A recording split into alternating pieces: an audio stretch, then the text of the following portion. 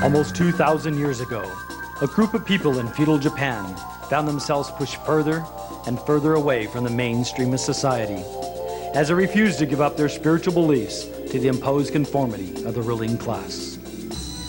The ruling power made it illegal for common people to carry or own the deadliest weapon of the time, a finely edged sword. So these people had to learn to defend themselves in different ways, to walk the path of their own chosen desire and to blend in so as not to attract attention. They learned survival skills so unsurpassed that the name ninja became feared by all who heard it. But the primary concern, then as now, was to live and to let live in peace and harmony so that all mankind can reach their own levels of heightened enlightenment. This black belt home study course is designed to set you on the path. Ninpo will give you the power to overcome life's obstacles by coming out on top. And the skills you will learn in this series will give you the flexibility to roll with life's everyday punches, the courage to climb above life's obstacles. Only your own discipline and perseverance can carry you through to the finish. Your goal of receiving a black belt and all that it stands for. And view life from a different perspective from that uncluttered height. And what the insights that you've gained will help you to slice through all the things that are holding you back from being all that you can be. You may find that instead of being caught up in fights that don't concern you, you can just hang out and observe. Unless, of course, you need to take action, and then who knows? You may be so dazzling they don't even know what hit them. We will study from the traditional schools of Kumigakureru, Kotoru, Tagakureru, Gyokushinru, Gikanru, Gyokuru, Tagagi-Yoshinru, Shinden Fururu, Kuki-Shinden Rus of Grandmaster Masaaki Hatsumi of the Bujinkan system. I am proud to present this black belt home study course.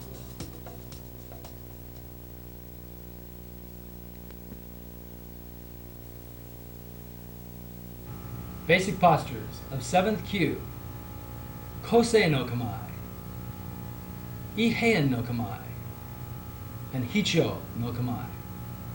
Please notice the different postures and copy them with your body with the videotape. Now we'll look at some actual movement from these postures.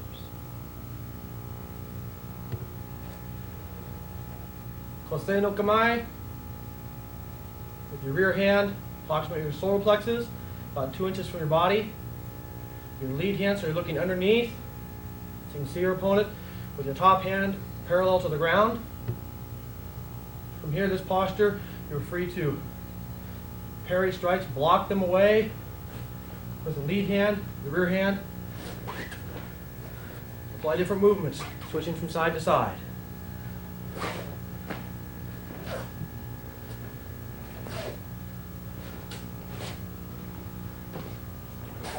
Kosei no Kamae.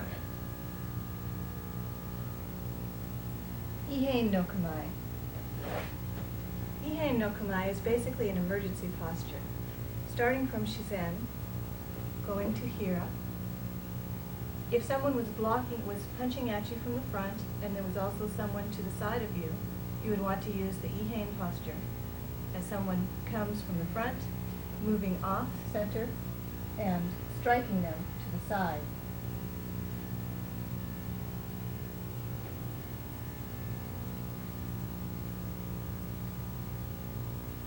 Also, from Ihein, you're available to do kicks, punching to either side. Hira to Ihein. Ihein no Kamae. Hicho no Kamae. In Hicho no Kamae, one leg is bent, and you're holding the heel against the knee of the back leg. You want to keep your knee pointing straight forward at your opponent. You also want to hold your upper body so that it faces at a 90-degree angle to this forward line. Your arms are held slightly in front of you. This one at an angle here. You're kind of looking over your forearm. From here you can do blocks, kicks, you can step in and strike, other defenses and attacks as well. can fall into Hicho no Kamae as a defense for lower strikes to the knee. Say if an opponent came in with a weapon at your knees, you could jump back into Hicho. This can also be done from Ichimonji no Kamae. An opponent strikes at your knee with a sword or a staff, just picking this up. Hicho no Kamae. Now that we've learned a lot of the basic postures in our ninjutsu system, there are many, many, many more. But these are the primary systems that we use through the different 9 ryus or different 9 schools of our ninjutsu training. These basic ones used in our basic principle 9th Kyu to Shodan tape series, that I want you to be able to learn these in a natural, rhythmical way of flowing and learn to practice moving them. As I said before, they're not stationary positions. They are transitory as you're beginning to watch our movements against different attackers, for evasion, for timing, for distancing and delivering our attacks and strikes, as well as our defenses. So I have a natural flow drill that flows from each kamae or posture, and we work on using as least amount of energy as possible as we go through these different motions, postures, and known as kamaes in Japanese. So basically, first I start in a natural Shizen no Kamae. Start in natural Shizen no Kamae with my hands resting my side, knees slightly bent, that I want to naturally be able to go down into Seiza no Kamae.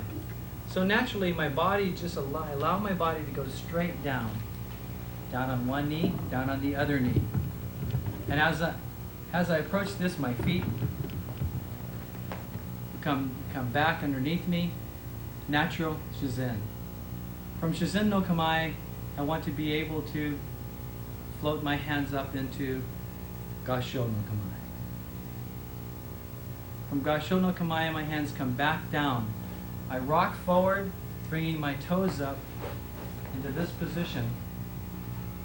Comes from Takagi Yoshinru.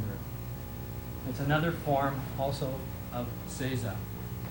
From this position, I want to be able to rock back with my heels and stand straight up. So it's a natural motion from down to up, using as least amount of energy as possible. I think about my energy, my body, my motion flowing straight up. So I come up very naturally, my hands in a natural Shizen posture. From Shizen no Kamae, my hands float up straight into Kongo Gasho, which is a standing Gasho form. From standing Gasho, my hands will float straight up as my feet come up a little bit into Hoko no Kamae. Hoko. From Hoko, the hands come out as my feet widen a little bit into Hira no Kamae. Hira. From Hira, I want to naturally flow with least amount of energy as possible to Ihei no Kamae. Flowing back. Ihei on the other side. Back to Hira no Kamae. Hira, the arms come in, cross over into Jumonji no Kamae, into this cross position. Jumonji. From Jumonji no Kamae, stepping back with one leg, the hand floats out, the other hand opens into Ichimonji no Kamae. One step forward into Ichimonji no Kamae, naturally. From Ichimonji no Kamae, the hand floats up back behind Doko no Kamae. Flowing back to Doko on the other side. From Doko no Kamae, the leg slides back and the arm comes in, coming into Hicho no Kamae. Flowing over, stepping with a step to Hicho no Kamae. Coming back, crossing the arms, going back down again into Seiza, or a beginning position. This is a natural flow posture. You want to learn to move, instead of moving with all kinds of extra energy or extra motion into different postures. The truest idea of this kamae or posture flow, not only just learning the postures, is the ability to naturally use the body in a natural flowing rhythm so that you're not using any excess motion to do any of your postures, kamaes. So it's very, very natural in this flow. no matter which postures that you're flowing into, that you're not using any excess energy in doing them.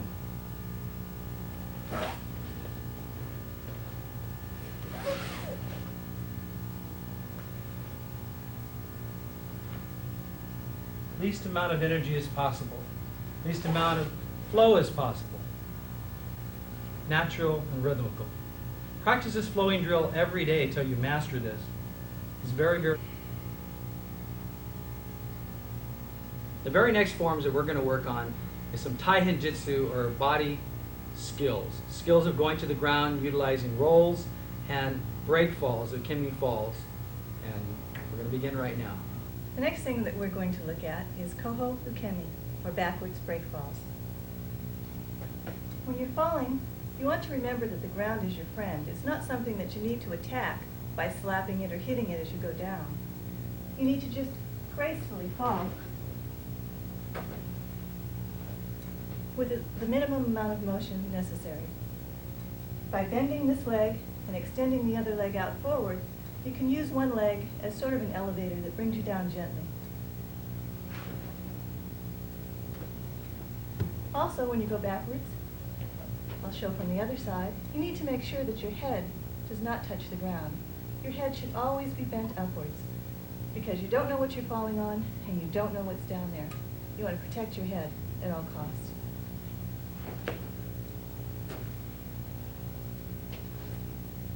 Also, when someone is kicking at you, or punching at you, attacking you, and you use this backwards break fall, you can kick them when you're going down. Using your leg that's straight, go like this, and fall backwards.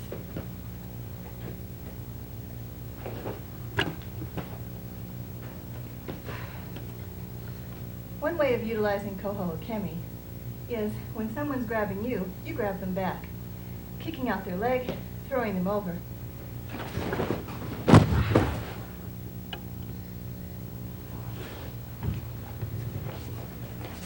Koho Ukemi. Now we're going to continue with Yoko Nagare, although this time we're going to take the break fall and complete a roll with it. The roll is essentially the same as Koho Kaiten, except my focus remains forward, so that it remains as a sideways roll. The direction of the roll is sideways, so if my opponent's here, I want to maintain focus on my opponent, keeping my eyes on my opponent at all times. Here, laying this down, we're going to roll, contact the ground from this hip to this opposite shoulder here. Maintaining focus forward at all times.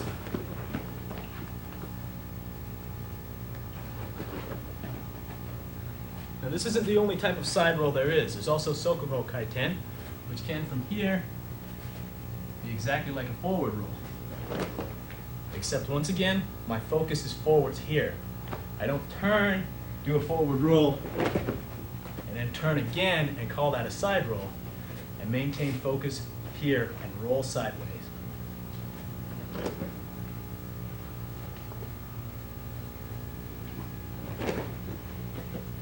One thing you want to make sure is that as you begin the roll, turn this knee out in that direction. This way your knee is going in the direction of your roll. Because if you're doing it here, you're going to damage your knees.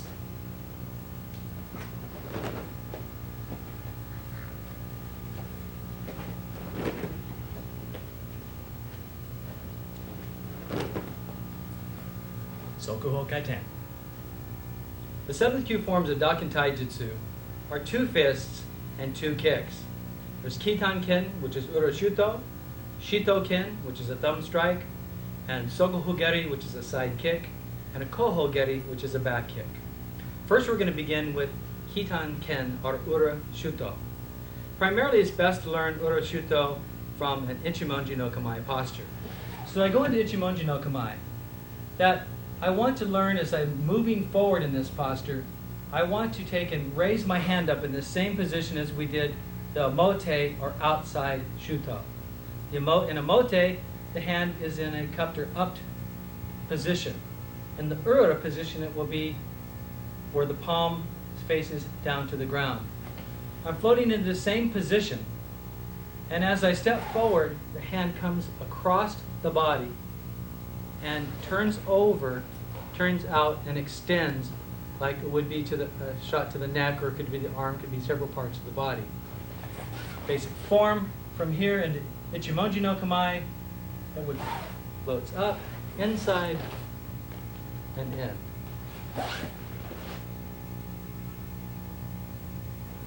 Up and in.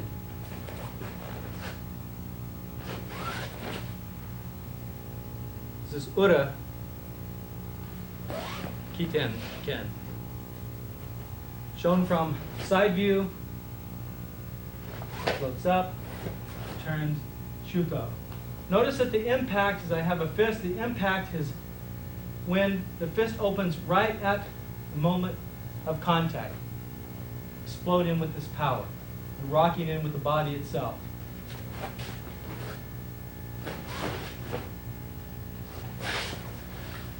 Basic form of Ura Shuto. Next we work with Shito Ken. Pretty much the same as the Fudo Ken that we were doing, except that I have this, my hand more at a diagonal position so that the thumb is in the middle center of the forearm. So that the alignment, remember the alignment here on a natural punch was with these two knuckles and flat. In a Shito Ken, I'm turning and having that focal point be the thumb itself. So that the thumb is in the very center, so that the whole weight, the distribution, the alignment of my strike comes along this center line here. These thumb strikes can be used as soft tissue strikes into the body. They can be strikes into, say, into the neck, or jabbing into the eyes, or ripping straight up, cutting through the side of a person's face, or into their eyes, or up through the nose, or in the ears, striking soft tissue points in the body, called koshijutsu points, maybe into points in the arms, into the wrists, the hands, soft tissue organs of the body, using in forms of just striking, punching. Same as you're punching, you may punch, come into a thumb strike, or cutting in with another strike, switching, being able to hit the head. You'll be taught several different variations of the Shito Ken as we go along in the training. Next I want to show you is Sokoho Geri, which is a side kick. In this kick, as the knee slightly bend, the leg comes out to the side, not out to the front swinging, as it may be easier for you to do. But this actually turns and comes up to the side, where the hips start to open wide, comes up, and kicks out. Comes up, stomps out, and comes back down. This is also, it's just a quick kick. You're here, pow. You may be in here fighting somebody, someone comes to the side. So it's boom, just kicking this person off. Sokoho Geri. We'll show you some applications of that in just a few minutes against a natural partner. The next kick is Koho Geri, a backwards kick. It's very likely that at some time or some point, if you're in some kind of altercation, that somebody may attack you from behind. They attack you from behind, they may even be pushing you forward. Maybe you're going to do your break falls. Maybe not. Maybe you may just bend the opposite leg that you're not kicking on. Primarily would be maybe the one that got pushed or shifted forward. And as you bend your shoulders over, the back leg comes up straight, kicks and locks out. So basically the form, if I'm just standing, Shizen is here. Now the natural tendency in the beginning is to look to see the person. The person is going to be right behind you. So you don't need to. This is a feeling. This is where the feeling aspects start coming in ninjutsu. Very beginning levels you want to watch because you want to be able to pay attention to your opponent. Afterwards you want to be able to feel where they are. This is one of the first pieces of learning to feel where somebody is at. If you need to in the very beginning, you can take a quick glance over the shoulder as you start dipping so that you have this kick. But primarily just kicking, locking that kick out. Notice as the body comes, the knees coming up into this position, bends over, locks out, comes back. Using your hands to balance your body. Okay? those are the basic forms of Dakin Taijutsu for 7th kyu. Now let's take a look at a couple applications of using and utilizing the Dakin Taijutsu. Okay, we're going to work on some applications of the Dakin Taijutsu. So as my opponent comes and we're going to be doing an attack from Ichimonji no Kamae, and I start an Ichimonji, that I may first flow back, come in using this Ura Shuto. I may start in a basic Shizen posture, where it's here, boom, doing this. I don't know where this other hand's coming. So as I come into this position, if he's going to punch and comes all the way to the outside, it gives me room to come in to the inside. If his hand comes in and it's more to the inside here, this gives me range to go to the outside. So basically, I also can, in this, clear these things so that I'm taking an inside shot with this. Ura Shuto. Ura Shutos are also can be done to where he's coming in, and so I'm already doing these things as shots. Small, so that I'm already doing Shutos. He's going to punch again. I Shuto again, Shuto again. The next thing that I want to show is uses of Shitoken, or using the thumb as a striking implement. So basic thing too also, a person could come in from grab, punch, it really doesn't matter, that immediately into soft targets by changing my angling. Thumbs can come in here, can rake into ears, can rake up through noses, can hear, from here, soft tissues of the body, pumping, boom, boom, boom. Little soft striking motions. As, say, a punch comes, that I first can come into tissue points here, poking in here, poking in the ear, poking in the body, ripping, cutting, down. Using aspects of using this Shitoken. Application of Soko Geri, or a side kick, against two different attackers. One attacker is coming in front, facing me, and I have another one coming from the side. As this person comes here, I may not have enough time, so if this person comes, I'm just utilizing this kick. Can use it for both of them. If they're both coming from the side positions, I may have to make a timing of coming here. But it's naturally to the side. Once more. As they're coming or approaching, boom. He's here, maybe I'll block this. Now. The next aspect of Kohogeri is if I have two attackers. So maybe one's approaching, coming at me, and I turn to face this one and someone else is coming. Can kick them. Pay attention to see if I took care of the other person.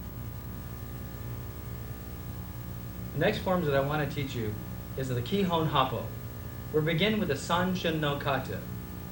Two of the forms of the Sanshin no Kata that we're going to do in the 7th kyu series are Ka no Kata and Fu no Kata.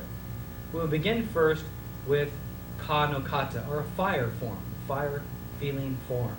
It's more fiery in energy, fiery in nature. That in Ka no Kata, as in all the basic Sanshin postures, I begin in a natural Shizen no Kamae posture. From this basic Shizen no Kamae posture, that I will fall back and same way with my thumb, strike on my hip, my hand out in Ichimonji posture. I rock back, do a strike as the hand floats up as it does in the same as in the Mote Shuto and Ura Shuto postures. As I slide my foot in, the arm starts coming across my body, and the Shuto comes out straight. Basic form of Ka no Kata. But this is done in a more fiery type, more rushed energy. We're just fired up. So as it's coming,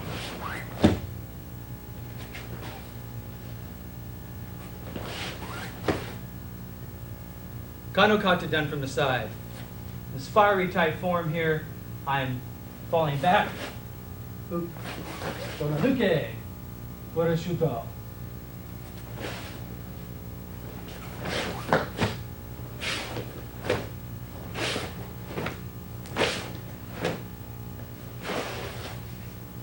naturally, but fired up. It's a fire feeling. You need to be able to put these postures on, change the feeling, change the attitude at any time or any motion. The next kata that we're going to do is more wind, more of a flowing movement known as fu no kata. Fu no kata is a wind type motion. It's naturally also beginning in a Shizen no Kamae posture. From Shizen no Kamae, naturally flowing back with a lower strike. Thumb strike here on your hip. This thumb comes straight forward as your body starts moving forward. The thumb strike comes forward, comes out, and as extending with the knee, finishing off the strike. Once more, extending natural Shizen, lower strike, coming straight.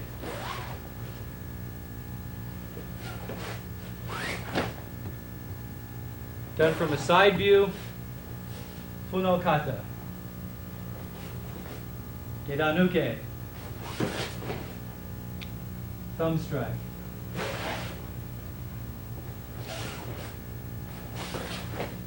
Notice this with the actual punch of this Boshiken or Shitoken is actually done with the knee itself. It becomes a Boshiken from the use of the knee.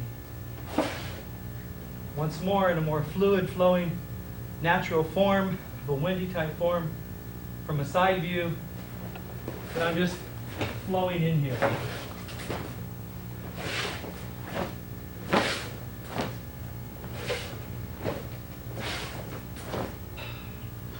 The next forms of the Kihon Happo is part of the Kihon called Torete Goho Gata.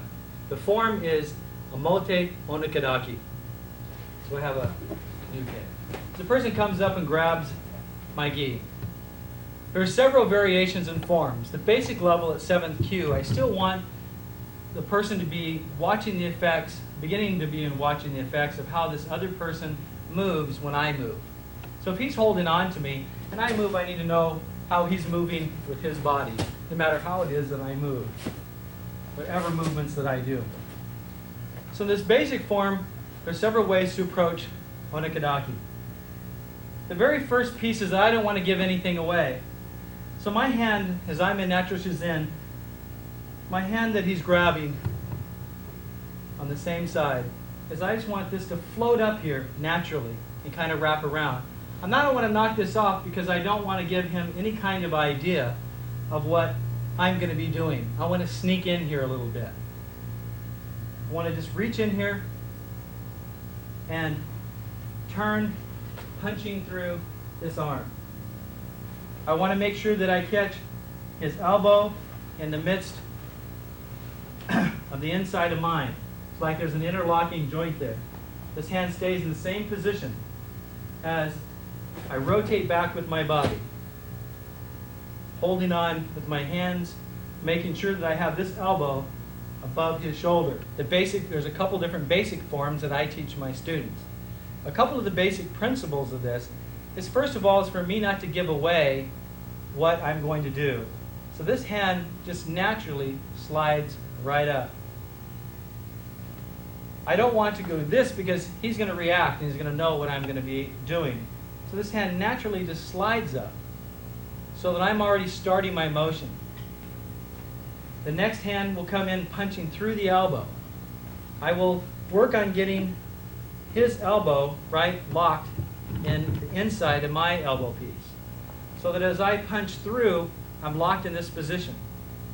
As I leave this hand in the same position it is, moving my hands together. I want to make sure, as you can see in this, that I have my elbow higher than his shoulder.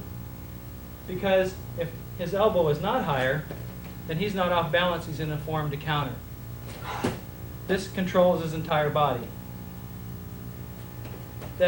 Another main point is that I have this tight to my body.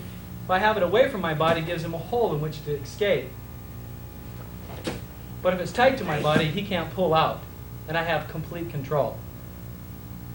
Very easy to take down. The forms of this, from this position, are several forms. One form that I like the beginners in 7th kyu to practice is that basically a little bit of taking this opponent off balance as I step out, punching through. Then turning my body, so this turns, and then stepping out with the other leg, taking my opponent down. Once more, that this comes as I step out, punching through the arm, turning my body, taking down. It's more on the other side, so you see another angle of this, is that basically on this I would pull, taking this off balance as I turn, stepping in, punching through the elbow, turning back, holding on. I can now step actually in any direction. If I step back with my right leg, takes him directly in front of me where I have a good hold.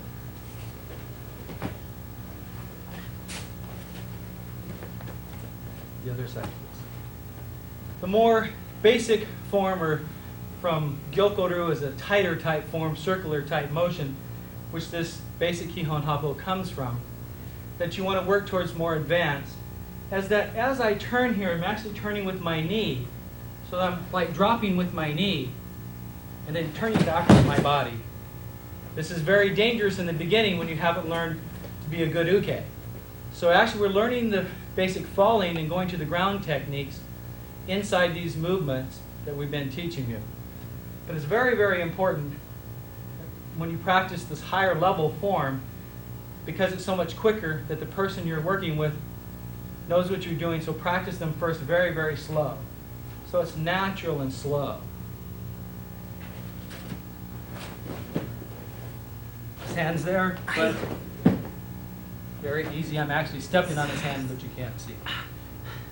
Look, ma, no hands. So that's the basic form of Hamote Gyaku. We'll move on to some Gyaku Waza techniques.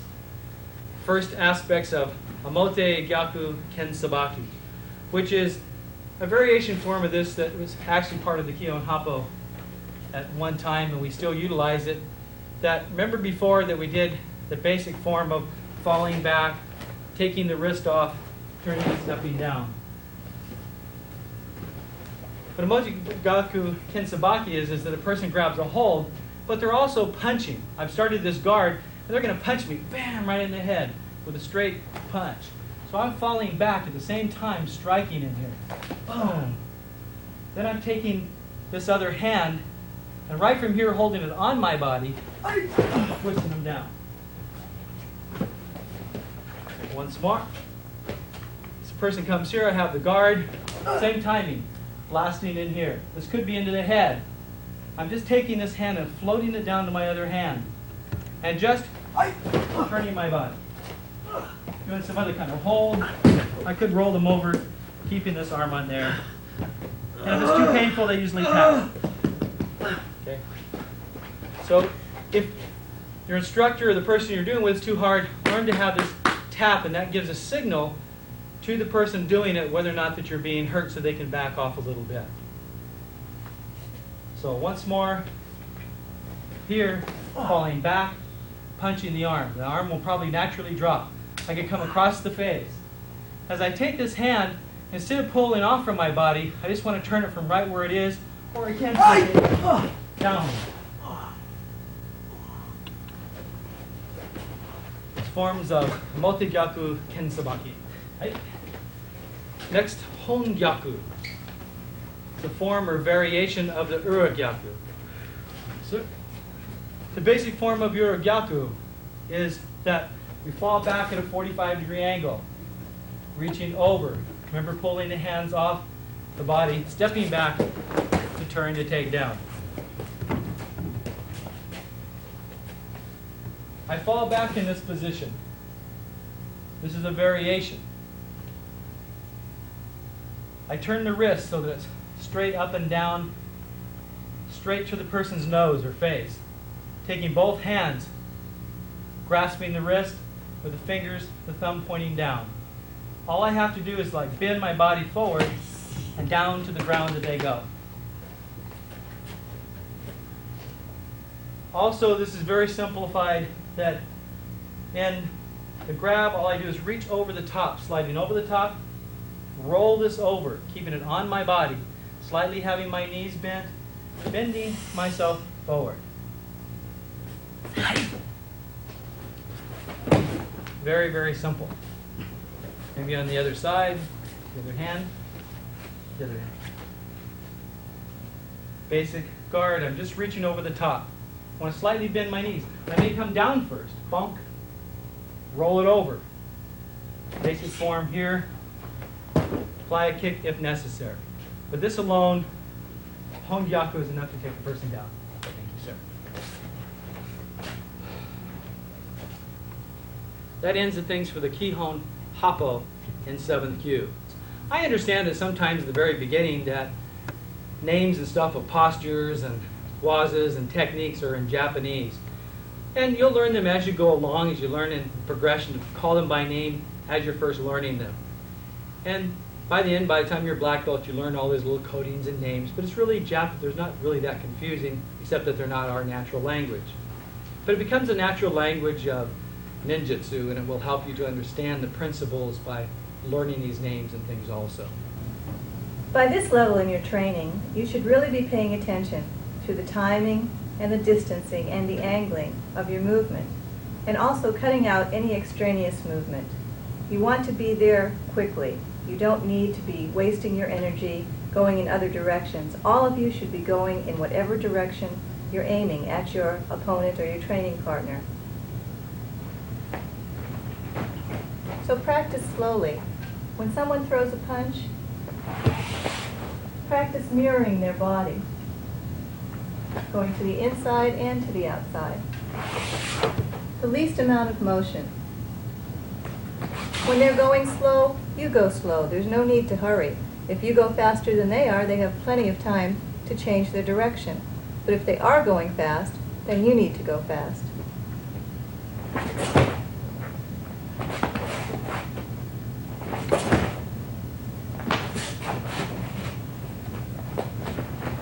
So really pay attention to all of your movement now. We won't be mentioning it constantly, but it's something that should constantly be on your mind, because the faster that you get better at this, the faster all of your training will go. Also, when you're throwing a punch, do you look like this? Or do you look like this?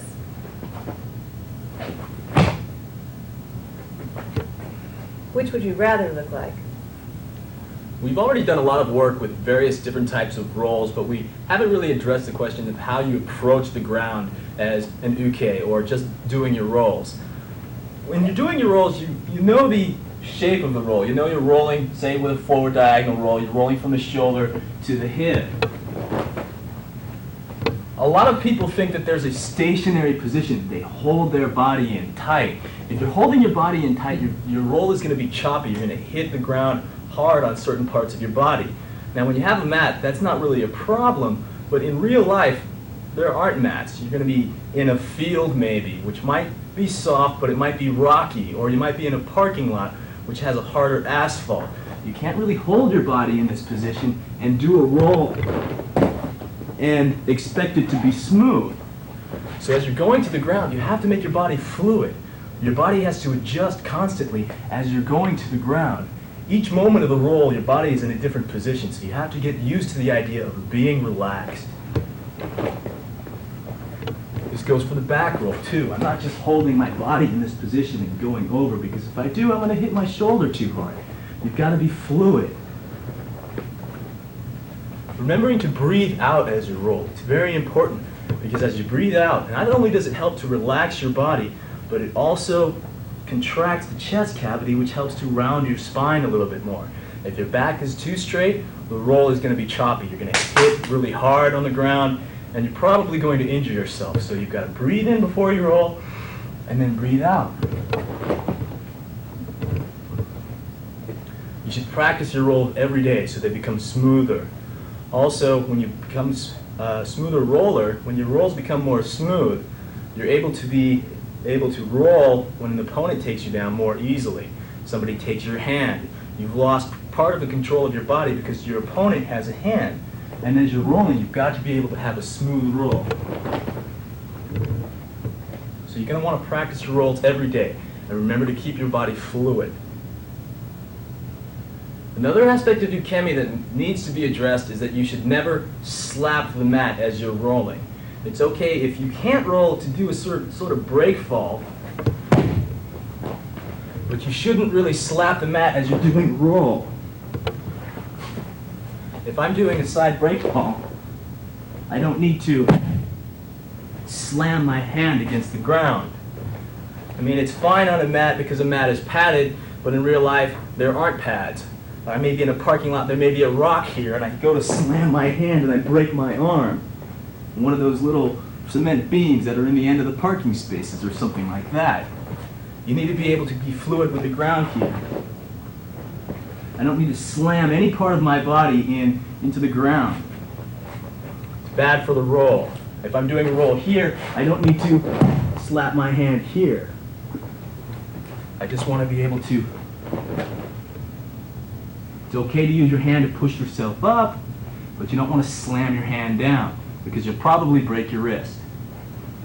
So be sure to make your rolls and falls fluid. Don't slam the hand on the ground.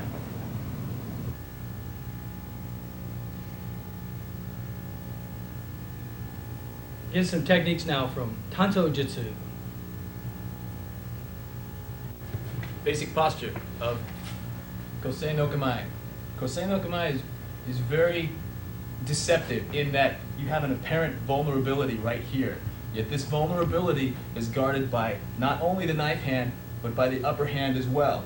As an opponent comes in, you can block any sort of attack or lean in and block their defenses down, coming in with cuts. An opponent has their hands up in defensive posture, rock in, sinking your weight down, brushing their defenses down, and coming in with cuts. This can also be as they come in to attack, stepping offline of their attack. Geiranuke, coming in to strike.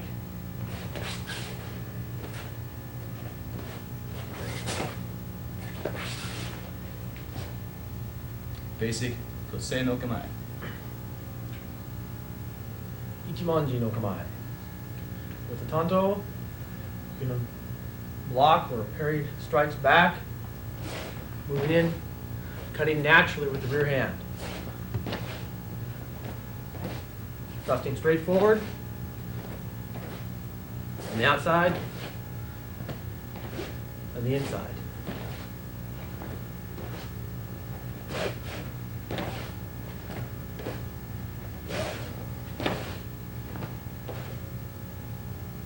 Ichimonji no Kamae.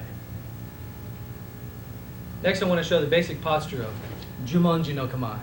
Jumonji is more of a fiery position. So in this, I'm going to be moving and doing cuts, different flows from this posture.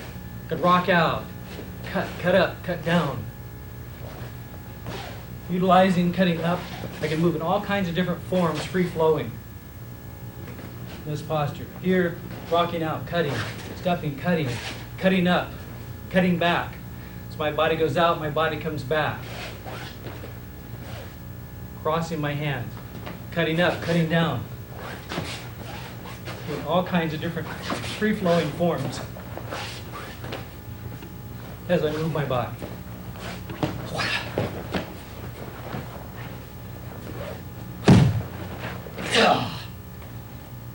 Jumonji no Kamae. A couple of ideas that practices that we've been working on, some Omote Gyaku and Ura Gyaku. You want to learn to work these in the 7th kyu against an attack with a knife. If a person comes from an Ichimonji posture, I want to be able just to take this hand. Same kind of position, have them come down. Make sure that you always take the knife or the weapon away. Very important. So it comes, I also can move to the other side, turning the wrist over, forcing them to roll. Applying the pressure, taking the knife out. Always handing the knife with the blade towards yourself so that you're not getting cut to your opponent. Make sure that your partner, when they take that knife, that they have it securely. Okay. Once more, naturally stepping to the side. Ote Gyaku. I have the knife. Once more from the other side. Uragyaku. Coming over. This is actually a mote. Cut. Now Uragyaku. Come right across the face. Taking the wrist, the hand, stepping back, controlling my attacker, bending them over, holding them down, whatever it is that I need to do. Notice that he tapped out. It's time for me to let go. After practice a couple other basic kind of strikes, is like I say an over the head type strike. It's the same thing. I just want to move, take my opponent down, working on always taking the knife out. Always want to end up in the habit of me holding the knife. This way it trains me that in a real fight, if I don't take away the blade, I don't want to be stuck with it. Blade's there. I'm coming to the back end of the blade. Very easy to take this over, take my opponent down, taking the blade. This is very, very basic level. I do not require you to have to take it away in a full scale, but I want you to be thinking about, now how do I move with that evasion as we were doing earlier? Maybe taking, oh, here's the wrist. What if I turn the wrist over this way? Down he goes. Exploring with the different principles and techniques that we've been teaching so far. These are the basic ideas of Tanto Jitsu that I want you to learn and to apply for 7th Kyu. You've learned a lot of different kinds of material so far. And as you progress, you begin to put these pieces together. As you see that I'm doing, that it gives you the ability to be able to enhance the way that you move in your martial arts. Also, it's a way that you want to practice these techniques, begin thinking to use the applications of these things in natural life. What extra motion do you use? Do you use too much extra motion? Begin to learn naturally to reach for things and naturally to move with a lot of other excess movement. So we're going to move on now to 6th Kyu. My training in ninjutsu has given me several gifts, probably more than I know, but the ones I'm aware of are primarily, the first one is my ability to handle myself in difficult situations. Not only physical situations, but mental situations. I've been trained to focus and keep my focus in one direction, have all of my energy go in one way. Also, I no longer am afraid to be out by myself at night. Of course, I don't stretch it and go in dangerous places looking for a fight. I'm not that big and I'm not that strong. But I do know that I have a very good chance if someone comes after me to damage them. And even if I am damaged in some way myself, I know that they're going to get as good as they give. So it's really made a difference in my self-confidence, my ability to go places and do things on my own. Secondly, another major gift is just the ability to streamline things. As I was mentioning, being able to focus your energy, to put all of you in one place, to not have any extraneous movement. It's made me more graceful. It's made my timing in all of my life a lot easier, a lot better, dealing with all kinds of situations. It's just a different outlook. It's a different way of being in the world and not being caught up in it. The ability to stand back and look at a punch, not having to deal with it if you don't choose to, just being able to look at something, notice what's happening, have time to decide what the best way is of dealing with that situation without just reacting and maybe not being effective in that reaction. So I highly suggest training in some kind of martial art, especially this one, for everyone out there, because in ninjutsu, it's wonderful because there's so much of everything in ninjutsu. It's a combination of so many different kinds of ways of moving, of attitude, of everything that you could find that you wouldn't find maybe in just another art, because this comes from a long, long history and long tradition of things that really work, things that people used in their everyday life. It wasn't made up as a sport. The situations that you can get into, you know you can handle because the training is realistic.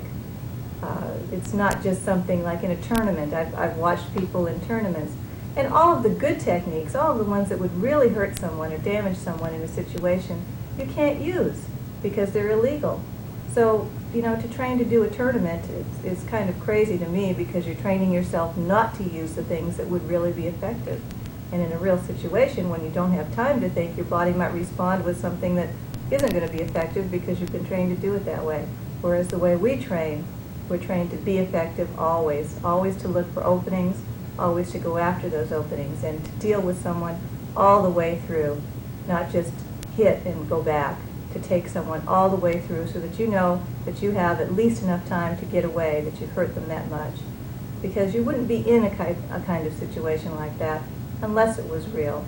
We don't do this just for fun, although it is fun. I mean, if you're in a situation on the street, you want to know that you're going to take care of yourself or maybe protect someone else that's with you. Sometimes women have trouble thinking about protecting themselves, but they care very much about their families. And this is great because you know that you can take care of those that you love as well as yourself. One of the things I really love about this art is the fact that it's process-oriented instead of goal-oriented. I mean, we're not training to go to tournament or something like that, or there's not so much drive on, well, I want the next rank, I want the next rank. It's more training for the training itself. I've learned to sort of bridge this over into my personal life as well as in my training. The training is a process of continual self-improvement. You go into the dojo and you start training and you're working on making yourself better. You're not trying to master the technique or get the next rank, because there's always another step. You're always continuing the process. It feeds itself. You're constantly working on improving yourself. And that's one of the things that's sort of bridged over into my personal life, is working on constantly being a better person, being better, whether that's in my business or my personal life, or just in day-to-day relations with strangers, just becoming a better person. And I find that's a great thing in this art, because it sort of attracts better people to the art. We don't get these guys who come in and they want to learn how to beat somebody up or something like that. We had a talk in class once, what do you come to this class for? What do you study martial arts for? And the guys who say, well, I just want to learn how to kick ass, these guys last about a day and a half and then they disappear. And I don't want to train with that type of people. I don't need that in my life. I don't need the negative connotations that certain martial artists bring out for the rest of the martial arts community. I'm working on becoming a better person and working with people who are becoming better people in order to make the world a better place to live. Constantly self-improving within ourselves and within each other and within the community. That's what I'm after. I've only been training in Ninjutsu for about 6 months now. But one of the things I found that has really affected my life while training with Ninjutsu is the extra physical presence I've gained. The ability to do many of the things that, even when I was young, I wasn't able to do. Things like dive rolls or even simple somersaults. I never was able to do those before. But training at the dojo with really supportive people, I was able, in just several months, to do things that I never really expected to do ever again in my life. That's one of the really nice things that a person can gain from training in Ninjutsu, no matter what their age is. You're challenged to bring yourself up to a new level. And you have the type of people around you that help and support your growth while you help and support theirs. It's a really positive place, and I really encourage anybody who's interested in martial arts to check it out.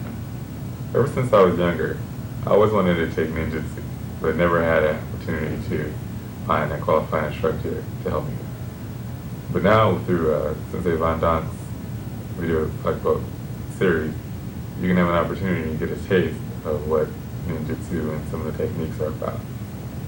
But I can't emphasize enough how important to have a personal instructor, qualified instructor, to teach you and help you along your own path. When I first went into the dojo about 9.5 months ago, I was totally in awe at such the positive energy that the sensei and the other students had. I always had the stereotype that martial arts instructors were all stoic and didn't show much emotion or weren't really happy people. But when I went into the dojo the first time, that changed all that for me. And every time I go step into the dojo and train and practice, I learn something new. And I always leave on a real personal high. And you can have a high too if you're able to contact Sensei Von Donk and get some personal advice about your life and your training. So it'll all come together. So you can have that balance that Sensei's been talking about with mind, body, spirit.